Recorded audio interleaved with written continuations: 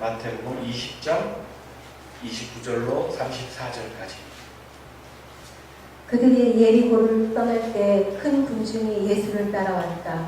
그런데 소경 두 사람이 길가에 앉아 있다가 예수께서 지나가신다는 말을 듣고 큰 소리로 다윗의 자손이신 주님, 우리에게 자비를 베풀어 주십시오 하고 외쳤다. 사람들이 떠들지 말라고 꾸짖었으나 그들은 더욱 큰 소리로 외쳤다. 다윗의 자손이신 주님, 우리에게 자비를 베풀어 주십시오 하고 외쳤다. 예수께서 걸음을 멈추시고 그들을 부르신 다음 나에게 바라는 것이 무엇이냐 하고 물으셨다. 주님, 눈을 뜨게 해 주십시오. 이 말에 예수께서 측은한 마음이 들어 그들의 눈에 손을 대시사 그들은 곧 눈을 뜨게 되었다. 그리고 예수를 따랐다. 아멘. 말씀 가운데 은혜 되시기를 바랍니다. 그리스도교 우리 개신교에서도 전례 가운데 이렇게 찬양하기도 하지만 천주교에서는 미사, 천주교 예배를 이제 미사라고 하잖아요. 그 미사에서는 첫 번째 미사가 시작되어지면 첫 번째 부르는 찬양이 바로 히리에 엘리서, 자비를 베푸소서, 자비를 베푸소서, 자비를 베푸소서, 이렇게 세 번 이렇게 노래로 부르는 강구하는 그런 단어입니다. 종교인들이라고 하는 것은 우리가 비단 우리의 하나님뿐만 아니라 불교인들은 부처님의 자비를 원할 거고요. 다른 알라의 자비, 이렇게 저마다의 신들에게 자비를 구하는 것, 그것이 이제 우리 모든 종교인들의 공통적인 모습들 아닐까 그렇게 생각이 되어져요. 자비를 베푼다라고 하는 이 자비라는 단어, 그것은 기본적으로 누군가 절대자에게 나의 약함을 채워 주옵소서, 절대자에게 나의 죄를 용서해 주옵소서 라고 하는 의미로 우리가 보통 종교적으로 사용하기 때문입니다. 옥스퍼드 아메리칸 사전이라고 하는 곳에서도 이 자비라고 하는 것을 어떻게 해석하냐면 누군가에게 베푸는 용서라고 되어져 있어요. 또 하나 더 랜덤하우스라고 하는 그 사전에 또 찾아보면 거기는 좀 더 구체적입니다. 범죄자, 적 또는 자신의 지배하에 있는 누군가에게 베푸는 친절한 관용이라고 그렇게 되어져 있습니다. 그러니까 자비라고 하는 단어가 존재하려고 하면 이것은 상대가 있어야 합니다. 그 상대가 특히나 내가 절대적으로 우위에 있거나 또는 내가 자비를 베푸소서 하고 간청하려면 상대방이 나보다 훨씬 위에 있는 자여야 합니다. 그리고 이 자비는 그래서 종종 우리가 관용이나 용서라고 하는 단어로 대체되어지기도 합니다. 다시 해볼까요? 주여 나에게 나의 죄를 용서해 주옵소서, 이런 뜻이 주로 우리들의 자비를 베푸소서 여기에 담겨져 있다라고 할 수 있는 거죠. 이런 자비라고 하는 용어가 용서와 관용, 누군가의 베품, 절대자의 어떤 하여와 같은 은혜, 이런 것으로 이해가 되어지는 것은 아마도 구약성서의 여러 사건들, 특히 구약성서에서는 하나님은 절대적인 선이시고 우리 사람들은 처음부터 갖고 있는 원초적 죄로 인해서 우리는 죽을 수밖에 없는 그런 죄인이다 라고 하는 그런 사고들이 축적되어지면서 생겨진 하나의 현상이라고도 보여집니다. 그래서 끊임없이 하나님을 배신하는 인간들의 죄, 그 죄를 용서해 주옵소서, 하나님 자비를 베풀어 주옵소서 라고 할 때 하나님의 크신 사랑이 다시금 우리에게 기회를 주고 또다시 역사는 반복되어지고 죄의 역사와 하나님의 자비의 역사, 이것이 교차하면서 이루어져 오는 것, 이것이 구약시대의 이야기들로 그렇게 짜여져 있다라고 하는 겁니다. 그런데 실제 사실은 이 구약성서에 되어져 있었던 이야기들도 용서라고 하는 단어로만 보기에는, 자비를 용서로만 보기에는 참 억울한 일들이 많이 있어요. 네. 구체적으로 여러 가지를 이야기할 수 있습니다만 대표적으로 출애굽했었던 이스라엘 백성들, 그들이 포로가 되어졌었던 것, 그들이 노예생활을 하고 있는 것, 그것은 그들이 용서가 될 일이 아닙니다. 뭐가 그들이 잘못되어져서 그들이 죄를 져서 노예가 됐거나 뭐 이런 것은 아닐 거잖아요.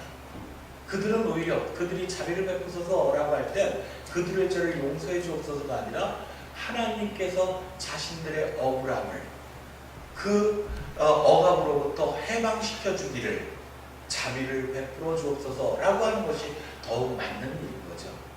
성서에는 많은 이야기들이 있습니다. 다만 어쨌든 구약의 이야기를 좀 넘어가서 오늘 신약의 성경으로 넘어와서 예수 그리스도 시대에 구약의 하나님이 자비를 베푼다라고 하는 것이 이스라엘 구유대인들에게 우리들의 죄를 용서받는 것이다 라고 이렇게 머리가 딱딱하게 굳어져 있을 때 예수님은 그 자비를 새롭게 해석합니다.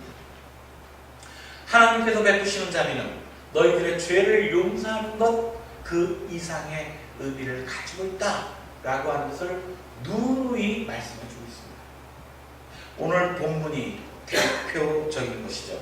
다시 한번 여러분들 오늘 이 자비를 베푸소서라고 두 소경이라고 되어져 있습니다.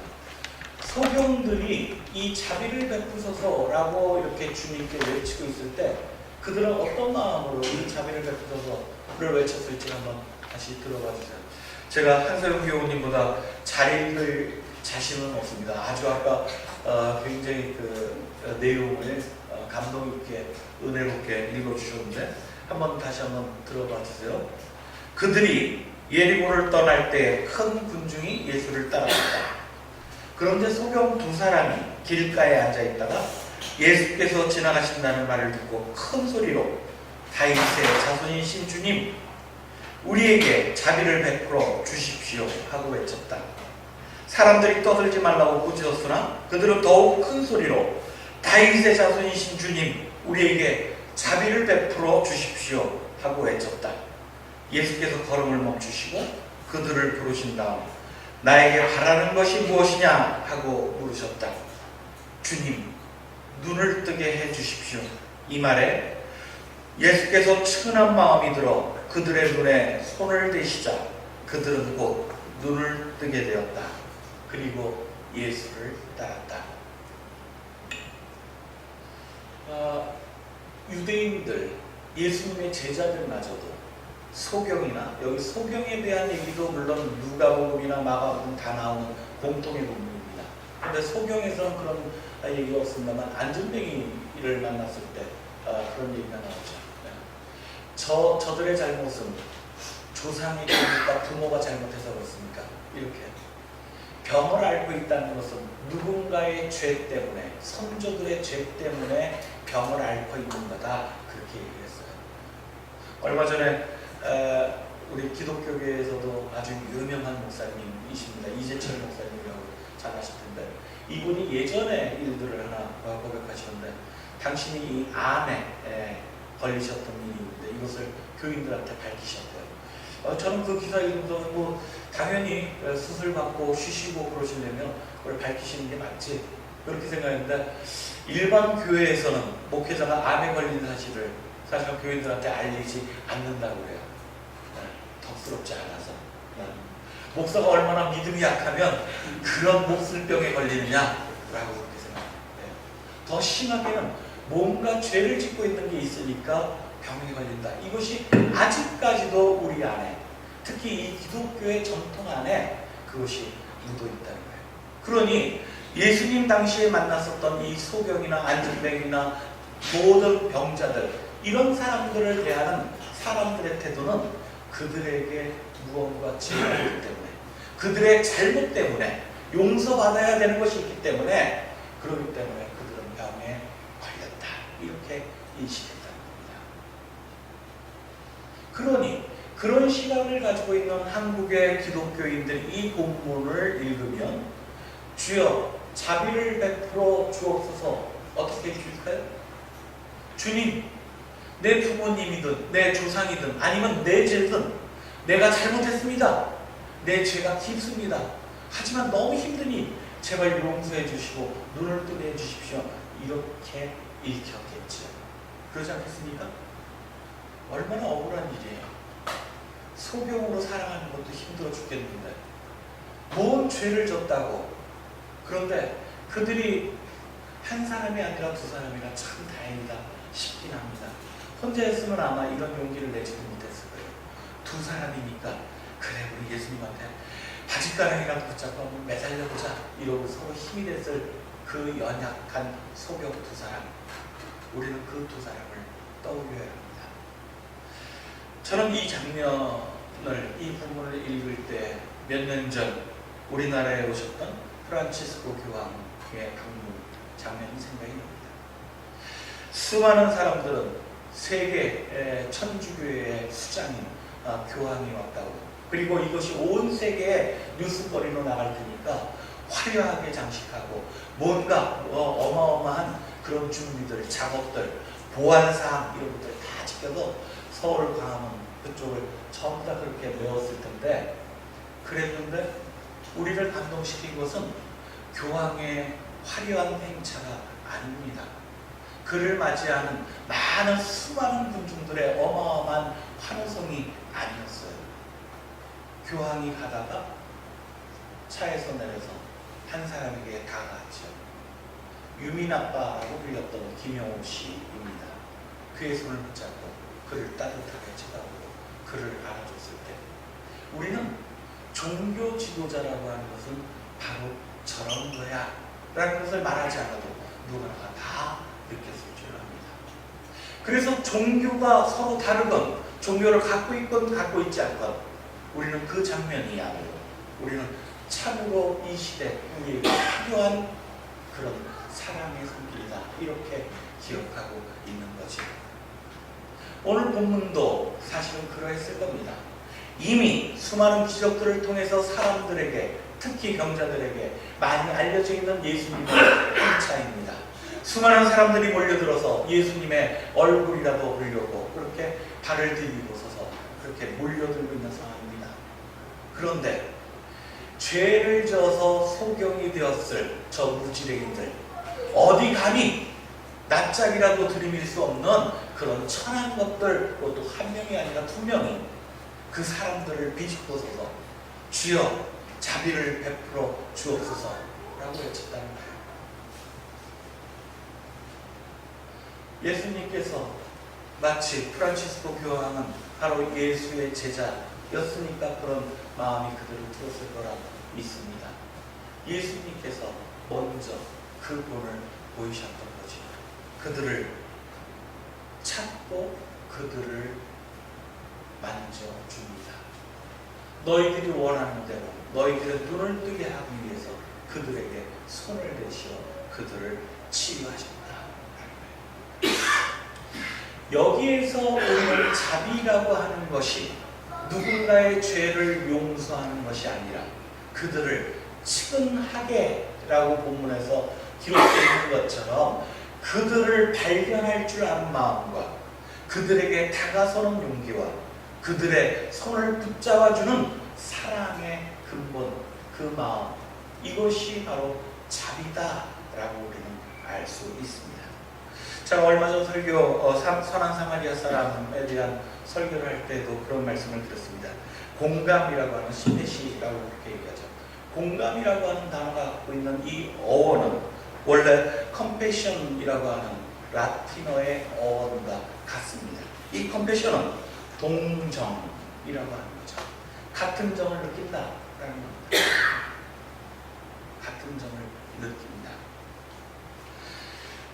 그 사람이 처해 있는 상황을, 그래서 그 사람이 느끼고 있는 감정을 나의 감정으로 그대로 받아들이고 그 감정에 솔직하게 나의 몸이, 나의 마음이 움직이도록 반응한다.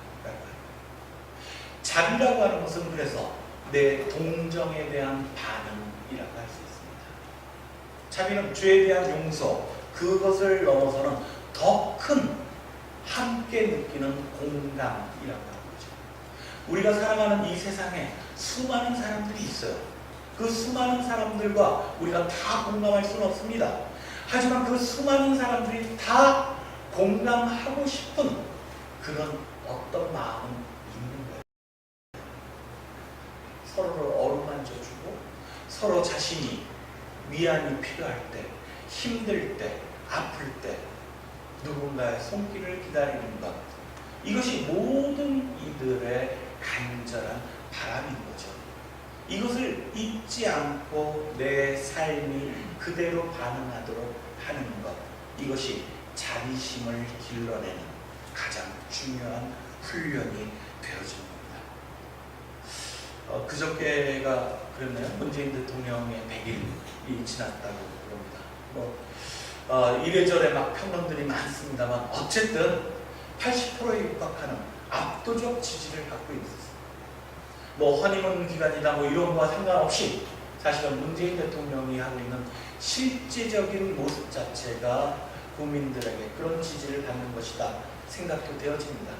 또 한편에서 야박하게 평가할 때 그런 지지는 80% 육박하는 지지는 사람들이 갖고 있는 기대감 때문이다 라고도 얘기해요. 지금 잘해서가 아니라 잘해야 된다. 그래야만 진짜 이 겨울나라에 촛불 하나 켜는 그런 심정으로 우리가 대통령 세운 그 기대를 우리가 만들어갈 수 있다. 이런 기대감이 80%에 육박한다. 그렇게 얘기합니다. 예, 다 맞는 이야기인 것 같아요. 하지만 정서적으로는 문재인 대통령의 80%에 육박하는 이 압도적 지지는 그가 보여주고 있는 공감 능력 때문이다. 저는 그렇게 생각합니다.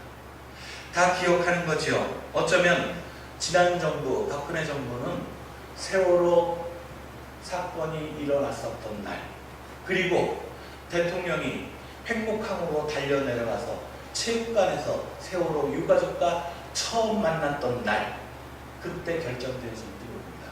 우리는 모두가 다 보고 깜짝 놀랐어요.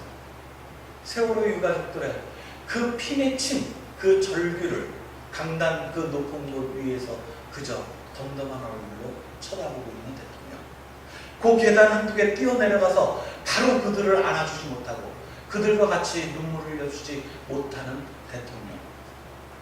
어쩌면 우리들은 그 몇 년 뒤에 그 대통령의 몰락이 어떻게 이루어졌을지 우리는 그 순간 이미 봤는지도 모릅니다. 바로 그러한 비교가 공감 능력이 전혀 보여지지 못했던 상실된 대통령을 지나 이제 아파하는 이들을, 아까 우리 석 집사님이 딱 말씀하셨습니다만 살균제로 피해를 받고 있었던 몇 년 동안 정말 그런 부모들, 저도 그 가족분들하고 같이 토론회 하느라고 만났던 적이 있거든요. 아무리 외쳐도 그 살균제 피해로 입은 그 가족들의 그 아우성을 들어주는 곳이 한 곳도 없다라고 하면서 종교단체를 찾아가서 막 그러던 가족들입니다. 그들을 만나서 정부가 사과하고 책임지겠다 이렇게 약속할 때 세월호 가족들을 청와대로 불러서 그들을 한 분 한 분 따뜻하게 안아줄 때 우리는 바로 그런 모습들 가운데 그것이 진실이든 아니면 조금은 연출된 것이든 어쨌든 우리들은 그런 것 속에서 크나큰 위로를 받고 공감 능력 그런 것들을 바라보게 되는 거죠. 그렇습니다. 바로 이런 부분들이 우리 사람들에겐 필요했던 것이고 예수 그리스도는 이 땅에 바로 하나님의 그런 뜻을 전하고자 그런 모습으로 이 땅의 사람들을 만나셨던 겁니다. 지평교회 여러분, 우리 지평교회는 어떠한 모습인지 우리는 이쯤에서 다시 한번 살펴봐야 되지 않을까요? 종교의 힘, 교회의 힘, 그리스도인들의 힘, 그것은 대단한 어떤 외형적 힘을 가지고서 만들어지는 것이 아닌 줄 믿습니다. 우리는 그렇게 고백하기에 우리들은 작은 인원이지만 우리들이 움켜쥐고 있는 것은 돌멩이 하나뿐이지만 우리는 이 거대한 이 세상을 향해서 하나님의 복음을 전할 수 있다 자신했던 그런 신앙 공동체입니다. 그래서 우리는 작기에 빨리 결정하고 어디라도 아파하는 곳이 있으면 어디라도 주여 자비를 베푸소서 하는 간절한 외침이 터져나오는 것이면 우리는 빠르게 결정하고 빠르게 달려갈 수 있었습니다. 그리고 그들의 손을 붙잡고 그들의 가슴을 함께 다독이는데 우리는 오랜 시간이 걸리지 않았어요. 그런데 2017년 오늘 우리들의 모습은 어떤지요? 외형적인 모습은 별로 달라진 것 없어 보이지만 저는 제 스스로 저부터이겠지요. 우리들의 행동은 그 이전에 비해서 엄청나게 굶떠 있는 것이 아닌가. 우리는 이제 세상에 아파하는 소리가 우리 귀에 들려와도, 우리 눈에 보여도, 우리 마음에 밟혀도 우리는 쉽게 몸을 움직이지 않습니다. 여러 번 기도하고 함께 이야기를 나눌지언정, 헌금하고 그것이 전달되어져서 그들에게 도움이 되었지언정, 우리들의 몸이 정말로 빠르게 달려가서 그들에게 필요한 일들을 더해주는 것에는 언제적 일인지 정말 까마득하게 잊혀져가는 그런 기억들이라고 하는 겁니다. 부끄러운 우리들의 모습을 반성하면서 저는 오늘 이 예수 그리스도가 보여주셨던 자비, 이것을 우리 안에서 다시는 마음으로만 인정되어지는 누군가를 향하는 그런 고백이 아니라 우리의 몸으로 실천되어질 수 있는 그런 자비의 실천이, 자비의 고백이 되어질 수 있기를 간절히 바랍니다. 예배 이 설교를 마치면 우리가 묵상 기도하고 찬양하잖아요. 바로 주보 한번 보시겠어요? 주보 보시면 바로 말씀 묵상하고 나오는 찬양이 어떤 찬양입니까? 자비 베푸소서, 자비 베푸소서, 자비 베푸소서, 이제와 영원히 라고 하는 찬양입니다. 앞에서 맨 앞에 말씀드렸던 바로 키리에 엘리손이라고 하는 주여 자비를 베푸소서라고 하는 것입니다. 설교 말씀을 듣는 내내 우리 지평교회 여러분, 설교 말씀이 지난 한 주간 나의 잘못을 용서받는 그런 위안이 되어지고 은혜가 되어지구나, 이렇게만 여기지 마시기 바랍니다. 오늘 설교 말씀을 듣는 것으로 그냥 마음이 편안해져서 그래서 집으로 돌아가는 이런 우리 교우들이 되지 않기를 바랍니다. 왜냐하면 우리에게 자비를 베푸소서라고 하는 이 외침은 주님처럼 예수를 따를 때에 주님처럼 누군가에게 손을 대고 그들의 아픔을 고쳐주고 그들을 해방시켜주고 그들의 필요를 채워주는 우리들의 몸으로 움직여지는 실천이 뒤따를 때에만 그 자비는 우리에게 베풀어진 것입니다. 교회 여러분, 주님의 자비가 당신의 손과 발을 통해서 나타났듯이 오늘 지평의 자비가 우리들의 손과 발을 통해 이 세상 위에 흔적을 남길 수 있기를 간절히 바라면서 이 말씀을 나눴습니다. 함께 말씀 기억하시면서 묵상으로 기도합니다.